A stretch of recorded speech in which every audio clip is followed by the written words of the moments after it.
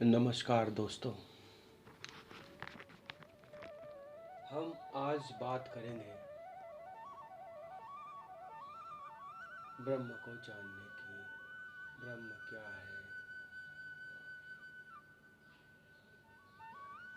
और हमें उसको क्यों जानना चाहिए।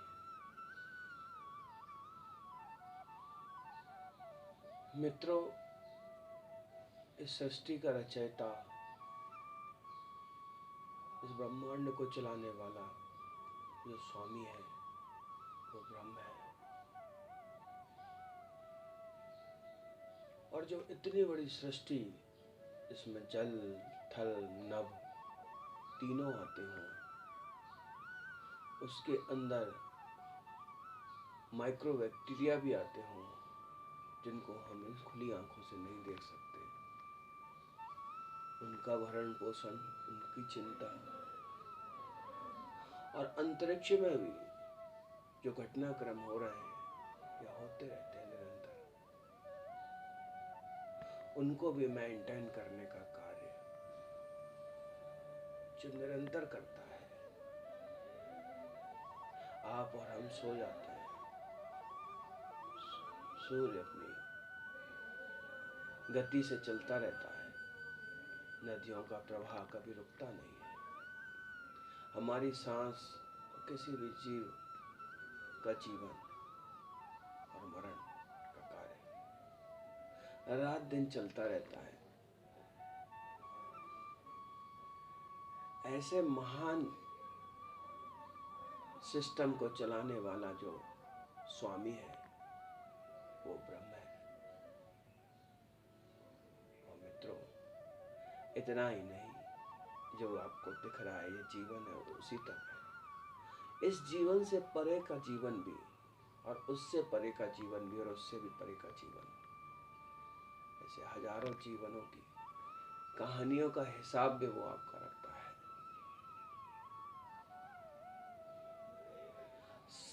समझने का तो सवाल ही नहीं होता।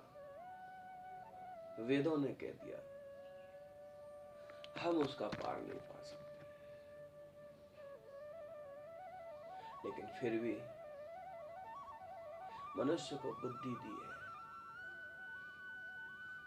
और उस बुद्धि का उपयोग मनुष्य होने के नाते उस परम सत्ता को जानने का प्रयास हमको अवश्य करना चाहिए। अन्यथा आप सोचेंगे कि ये जीवन का अर्थ क्या है।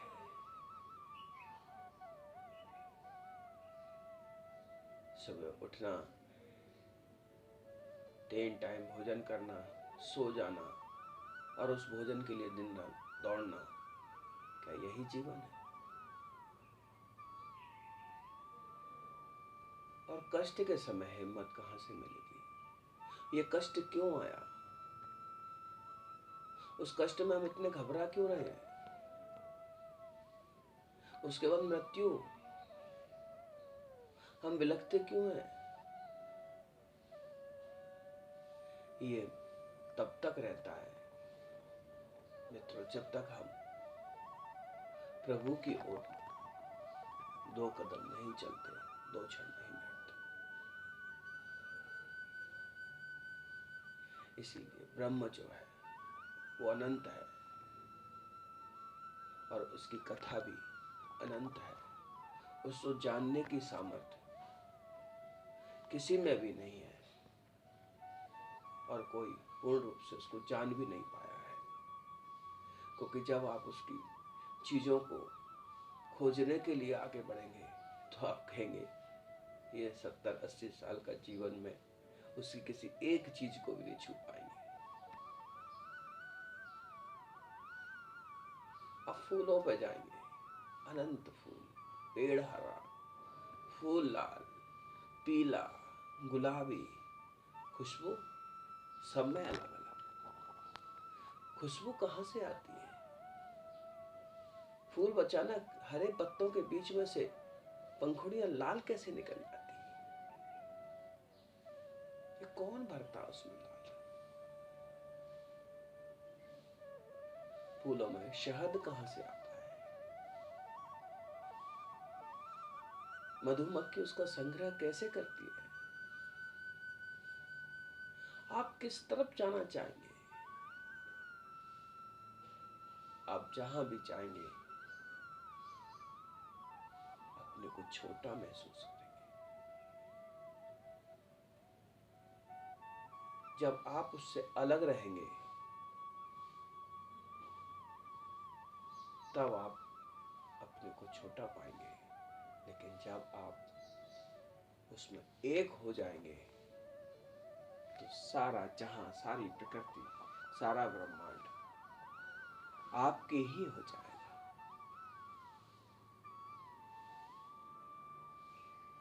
क्योंकि वो ब्रह्म आपका वास्तविक पिता है, जिसने इस सृष्टि पर आपको भेजा है। इस पृथ्वी पर आपका अवतरण उसकी कृपा का फल है,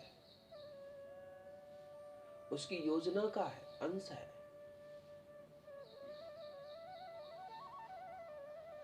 इसलिए वो विशाल है, वो परम सत्ता है। इस ब्रह्मांड में उसके अलावा चेतन कुछ भी नहीं है। किसी के अंदर भी इस ब्रह्मांड की किसी भी वस्तु को यदि आप छुएंगे तो उसी की उत्पत्ति है। और उसको जानना इसलिए आवश्यक है क्योंकि हम उसकी संतान हैं। वो हमारा परम पिता है। और एक पुत्र होने के नाते हमें अपने पिता की इस सत्ता को जानना चाहिए और ये कह के गर्व होना चाहिए कि ये मेरे पिता का एम्पायर है।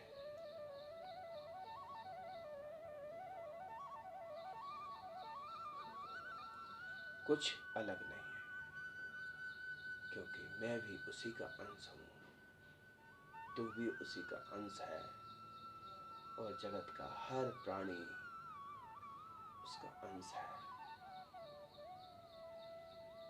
जल थल नभ तीनों उसकी उत्पत्ति की हुई है। इसलिए मित्रों, इस संसार में दिन रात भटकते भटकते मन विचलित होता है, लेकिन जैसे ही हम उसकी ओर जाते हैं, जैसे ही हम उसके साथ बैठते हैं, तो लगता है मानो सब कुछ अपना है। किसको पाए, किसको छोड़े। हर संतों ने अपने अपने ढंग से इस बात को कहा है। चूंकि हम ये प्रयास एक प्राइमरी क्लास की तरह कर रहे हैं, कई बार मित्रों बड़े बड़े दार्शनिक शब्दों के कारण अध्यात्म से और अध्यात्म को समझने से डर लगता है कि दिमाग लगाना पड़ेगा, कुछ है जो समझना पड़ता है, और हम अपने जीवन में मस्त होकर उसको दूर कर देते हैं कि हमारी बस की नहीं है। मित्र, इसलिए हम सरल तरीके से एक सामान्य सी बातों के माध्यम से, ये आप ही की तरह एकदम सामान्य है, और आपको इन बातों को बताना चाहते हैं। कुछ अलग नहीं है, हमारे अंदर है। यदि हम दूसरी दृष्टि से देखें तो जो चेतना है, जो हमको बोलने का मौका दे रही है, जो हमको दिन भर के कार्य कराने का, जो हमको शक्ति देती है, उस चेतना के पटल पर एक फिल्म चलती है, और जो फिल्म है चेतना के पटल पर, वही जगत है, वही संसार है। इसलिए दर्शन में उसको मिथ्या भी कहा गया। जगत मिथ्या है, झूठा है, असत्य है।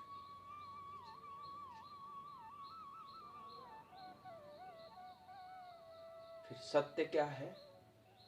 उस चेतना के पीछे जो शक्ति है, वो सत्य है, वो ब्रह्म है, वो शाश्वत है।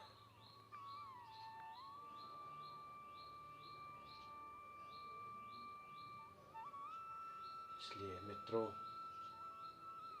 हम ईश्वर की सत्ता को, ब्रह्म की सत्ता को सरल शब्दों में समझेंगे कि हम चेतना जो हमारे पास है ईश्वर की दी हुई, उससे हम उसी ईश्वर को, उसी ब्रह्म को समझने का निरंतर प्रयास करेंगे, और प्राइमरी क्लास के बच्चे की तरह करेंगे, क्योंकि उसका सबसे बड़ा फायदा जो मैंने देखा है वो ये होता है दोस्तों, कि प्राइमरी क्लास नर्सरी में जब एक छोटा सा आप ए बनाते हैं या अ बनाते हैं,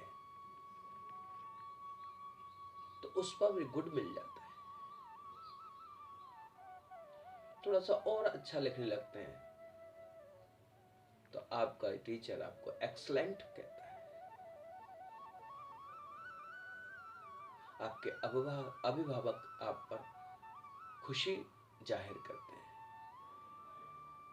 मित्रों, इसलिए फायदा प्राथमिक कक्षा में ही है, और हम ईश्वर की ओर उसी कक्षा में रह के देखेंगे, जिससे हमको जल्दी जल्दी गुड और एक्सलेंट मिलेगा। हमारा मनोबल बढ़ेगा और हम इसको जान लेंगे, अवश्य जानेंगे, जानने का प्रयास करेंगे। आप हमारे साथ सदैव रहिए, सीधी सीधी बातों को समझने का प्रयास करिए। मैं कुछ नया नहीं कह रहा हूँ, बस आपका ध्यान उस ओर आकर्षित करने का प्रयास कर रहा हूँ। नमस्कार।